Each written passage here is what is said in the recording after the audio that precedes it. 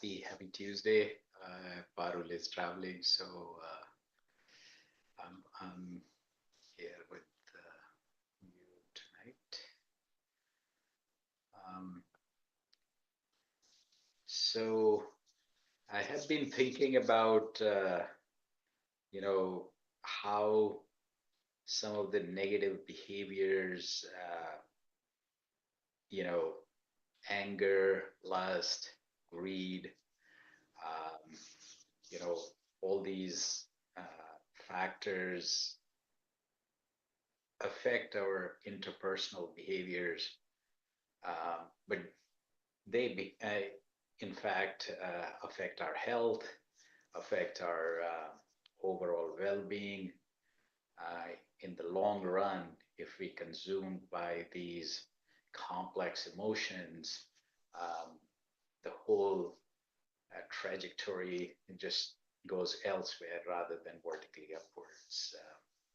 So we, yum and yum, or gathering inner strength, so that we can uplift ourselves, transcend ourselves from some of these emotional outbursts or emotional, what I would say, when we get consumed by them, it's harmful. If we use them properly, um, it is something that can be, uh, effective in sending a message or just dealing with a situation and things like that. So on that note, let's get into meditation, and then we can talk a little more about some of the negative effects of these emotions in our lives. Every now and then, these things take control, and we have to figure out how to ground ourselves. And the best way I know is satsang. So let's, get into our meditation, and then we'll. So, eyes lightly closed, and just make sure that we're in a still and relaxed posture. Think of this presence, this transcendental energy in the form of light that's entering our heart and distributing throughout our body. And we are getting completely and totally immersed in this light, this energy. We are becoming the energy, we are becoming the light. Mind wanders away, which it will, just bring it back to this thought and this thought alone, that transcendental light is right here, entering our heart, distributing throughout our body, and we are getting completely and totally immersed in it. Mind wanders away, just bring it back. That's a constant process. We'll start with music for concentration. Then music fades away. We go in deep silent meditation, and we come back and transition out with music again. Let's start now.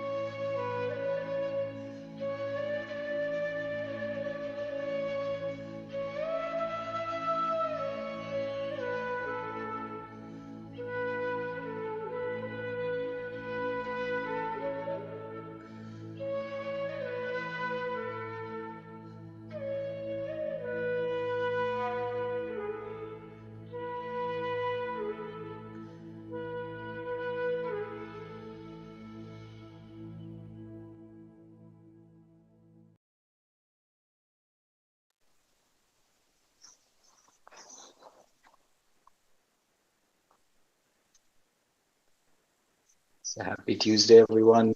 Um, so we were just discussing, how emotions can consume us, and anger, lust, greed, and the list goes on and on. Uh, and the reason I just wanted to talk about this was for some totally unrelated reason. I was thinking about road rage and how sometimes not regulating our emotions, you know, for no other reason than, just not being able to control our behavior, we can cause effect on ourselves. Sometimes, lives get lost, and for something as avoidable as road rage. But then rage or anger takes so many different forms, and it says like it's a complex emotion. Can What Guru Maharaj says is that it actually boils down to desires. When the desires are not fulfilled, uh, you know, a cascading effect happens, and sometimes very interesting results, including, you know, anger in many, many different forms. So anyway, I'll pause here. So thoughts, questions, comments. Steve, good to see you. I think you must be busy with wrapping up your, uh, school year, I guess.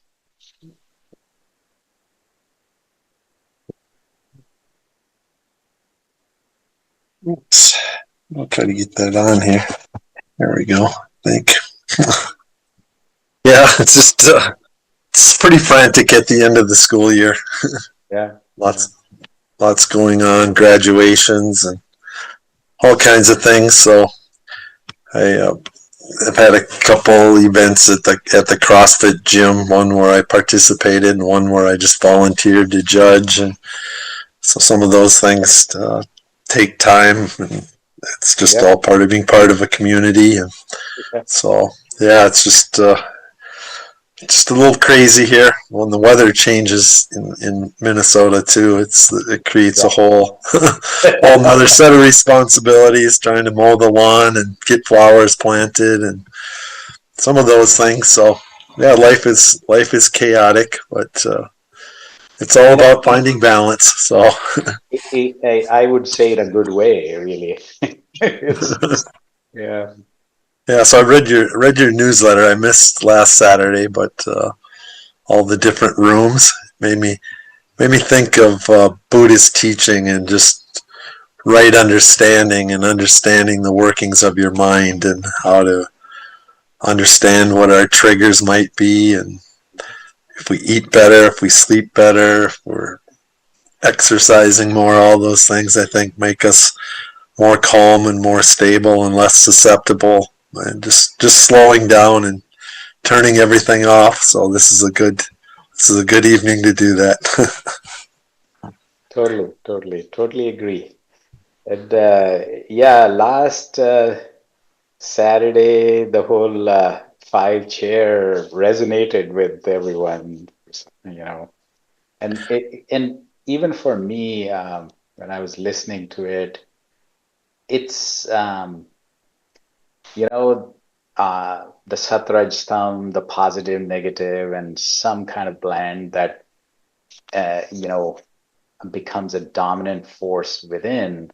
But then, when you think more about sitting in one of those chairs because of that, it just is very almost illustrative that Meerkat, for example, very vigilant, and in a way, it's like I'm observing and in a way probably more open-minded and so on and so forth. And dolphin, as soon as you uh, visualize that, there is this whole, um, you know, uh, behavior which is so um, uplifting in a way. And and the giraffe, the I didn't realize that giraffe has the biggest heart of all the land animals. I'm like, okay, and that's beautiful. And then it has this long neck, which kind of gives it a wide vision, right? So those two things combined, um, and what I also realized was that between these three, the meerkat, the dolphin, and the giraffe, there are so many pieces that I have seen at work with the leaders in Satsang, which um, I'm like, wow, this is phenomenal, So Satsang, which kind of uplifts you and gives you this inner strength, it kind of gives you those capabilities that you could sit on any of those three chairs far more often and in a way far more deeply that you know if you have a big heart and if you have a bigger vision, your horizon is better. You convey that in your words and gestures and interaction. You because you open up, because you have empathy, because because that you're listening, and you are at the same time consciously interacting like dolphins. It's like it goes on and on. It's just that whole, um, so just almost thinking about those three chairs I have literally seen in action at multiple times was, uh, you know, just something that resonated pretty well. And the other thing is that the other two chairs, which we talk a little less about. That's why I started with anger, lust, and greed, and all these things that I think I want to talk a lot more about emotional regulation, because at the end of the day, until unless we have better behavior, um, whatever amount of meditation you do, it's not really, you know, cutting it. Yeah, at the end of the year, I teach a unit on East Asian philosophies. So we talk about Confucianism, Taoism, Buddhism, legalism, and I also try to get kids to think about how capitalism and democracy are always at odds, and just looking historically at when I teaching about the whaling industry and how humans we basically hunted whales almost to extinction, and then with the westward movement across the United States, we killed all the buffalo, and now with climate change, I feel like it's more of the same, more consumerism and lust for money and lack of respect for nature. Um, it's always a slugfest with those things. So it's all there's this PBS film called The Buddha, and the Buddha talks about how anger in the world begins with anger in the mind, Yeah. and so it's just it's just becoming aware of those things and taking that, like you say, that wide angle panoramic view that a giraffe has to be able to see the big picture. So I started watching a documentary called Human Flow, which I guess has been out for quite some time, and it looks at the global refugee crisis and how the rise of authoritarian leaders has contributed to this. And I think so much of it too is just it's profiteering by the military industrial complex, and how that just perpetuates all of these things that basically spawned from that, I feel like. And just the movement of people, you can look at various places, Syria and Afghanistan, and all of these places where humans have just been, you know, they've Yeah, been forced to move because of yeah, materialism and violence and selfishness. So I don't know, just as the school year ends, I try to wrap my head around how I can package that and get people to think about these things and think about small actions we can take. yeah. I literally have so many stories and uh, I don't know, like almost like visuals as you speak about these things. And one story slash whole book that is growing within me is about science. It's like science was to bring evidence-based belief rather than cult or religion-based belief. And as the human systems work, they have a high ideal but very low execution.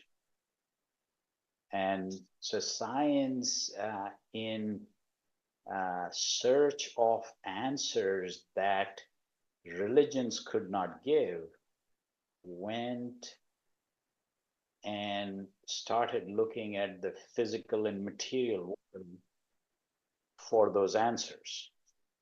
And what did they find? They actually made a lot of progress and they made our lives better, more comfortable physically, but no answers beyond that.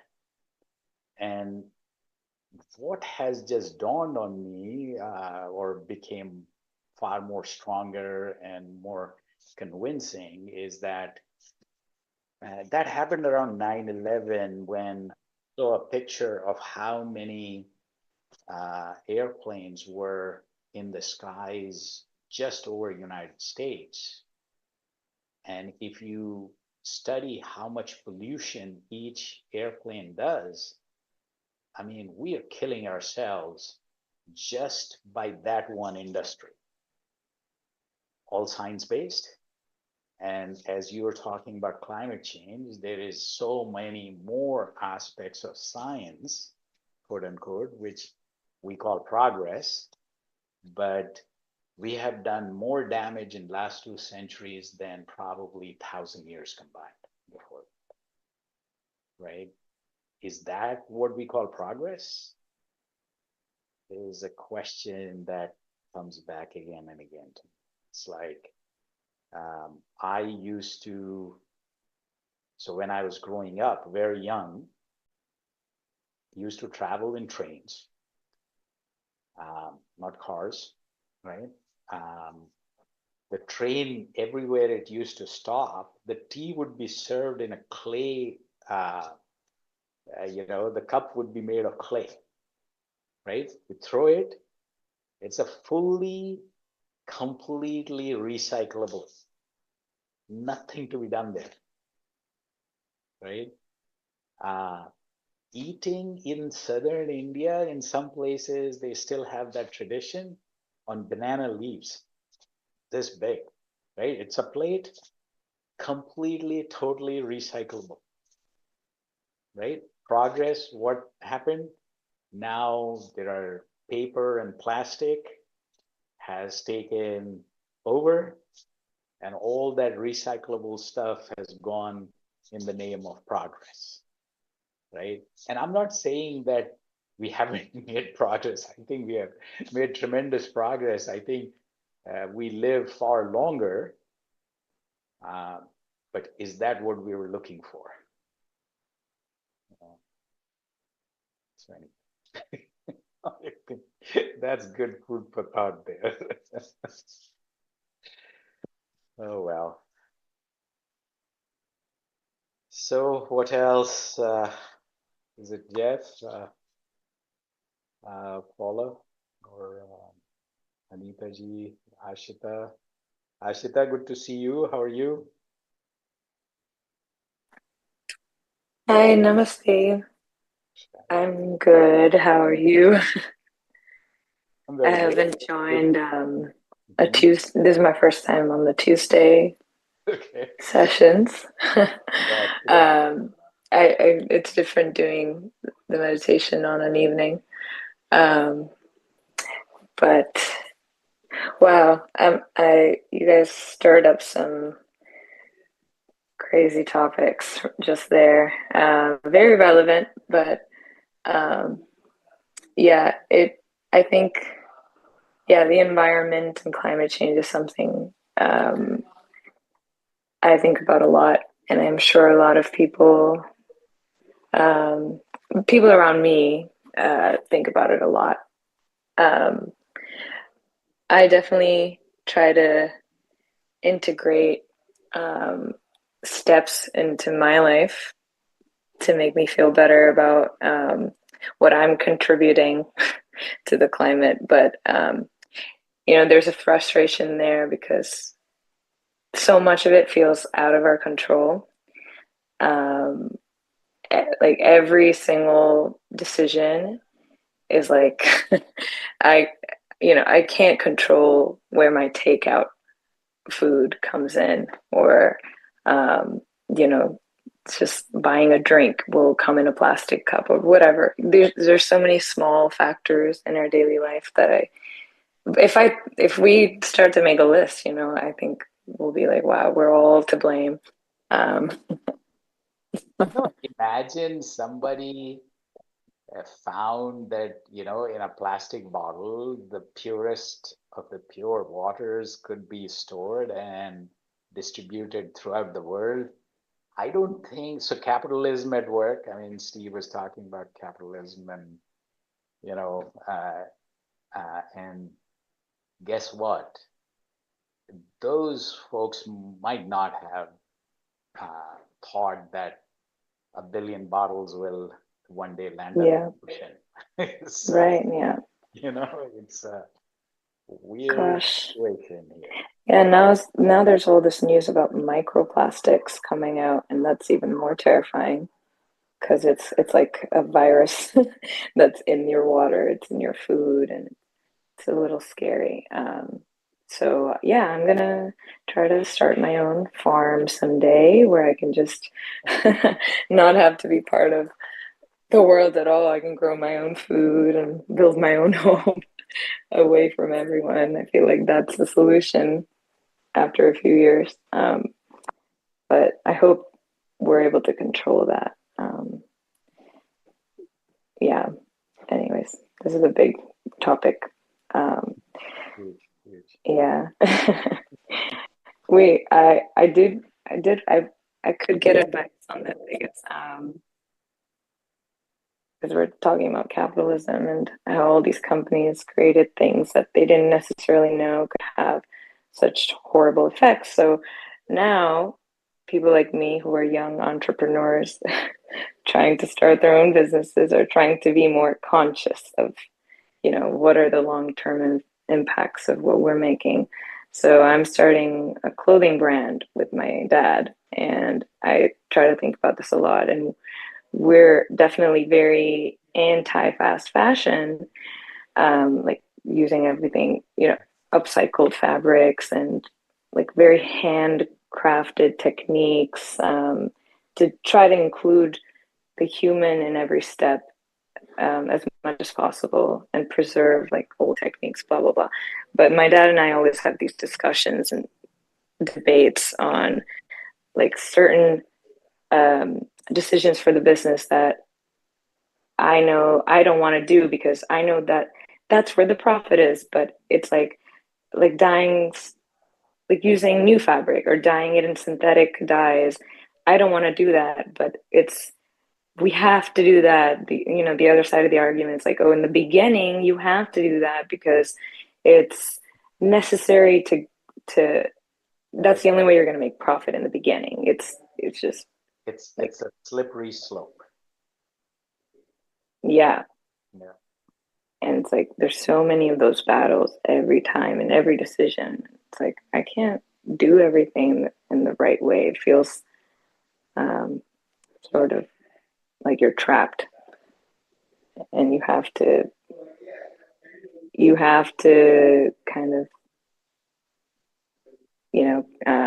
not be. You can't be perfect in the beginning. Yeah. And I'm like, do I have to accept that? That's just how it's going to be.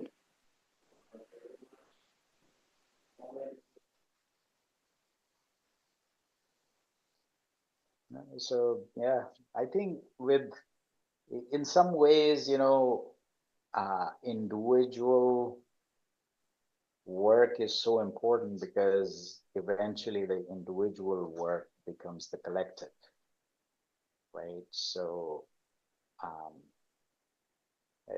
I always think about Maharishi Patanjali saw these two forces, right? The fast moving downward energy within us and a very slow moving positive energy within us. And, so there is more effort that needs to be put to uplift, while downward slide is so much easier. So that's at the individual level, that's at the community level, that's at the collective country, and beyond that. So very, very slow. Yeah.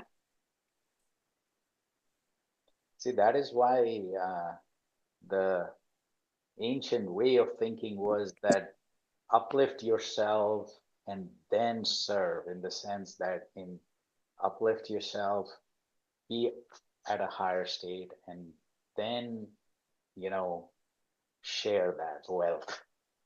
So it's that's how you affect positive change in the society. Mm. Wow. Thank you. Yeah. I thought I started some very interesting topic today, but yeah, it turned out to be,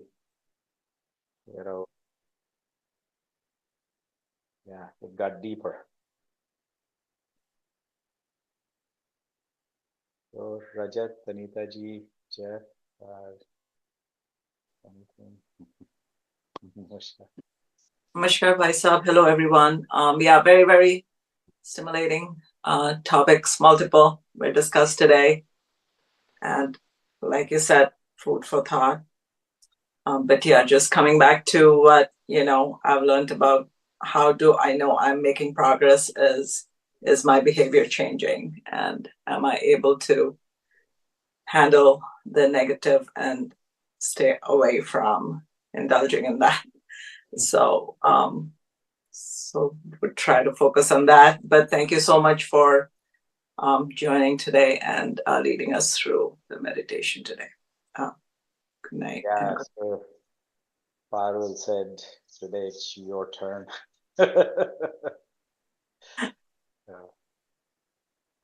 No, I'm glad. I think we all need some meditation to just, calm ourselves down. All right. On that Definitely. note, yeah. Namaskar. Thank you. Bye, Steve, Jeff, Ashita. Bye. Bye now. Bye. Thank you. Thank you. Love, light, and peace be with you. Take care now. Namaskar. Thank you. Namaskar.